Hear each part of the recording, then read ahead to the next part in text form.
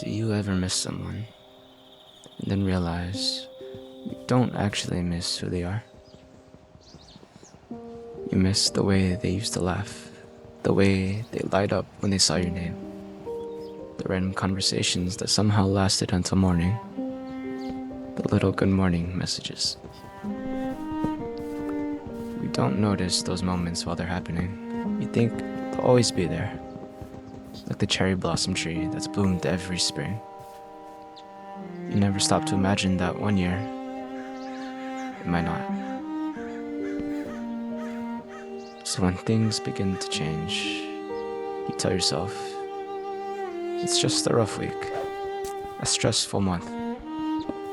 You convince yourself that the person you remember is still there. You just have to wait a little longer. But then something strange happens. You stop living in the present and you start living in memories. You replay old conversations, you reread old messages, not because you forget what they said, but because you miss how they made you feel. You begin searching every smile, every pause, every conversation, hoping one of them feels like it used to. You tell yourself, maybe today they'll look at me the way they used to. Maybe today everything will feel normal again. But tomorrow becomes next week, and next week becomes next month. And somewhere along the way, you stop chasing a future together and start chasing a past that has already slipped through your hands. It's like standing beneath a cherry blossom tree, trying to catch the petals after the wind has already carried them away. No matter how tightly you close your hand, it always ends up empty.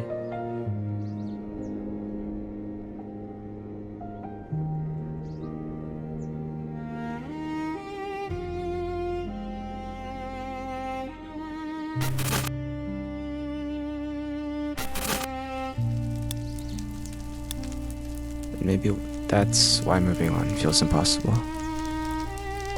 Because nobody tells you that sometimes the hardest goodbye isn't the one that's spoken. It's the quiet one.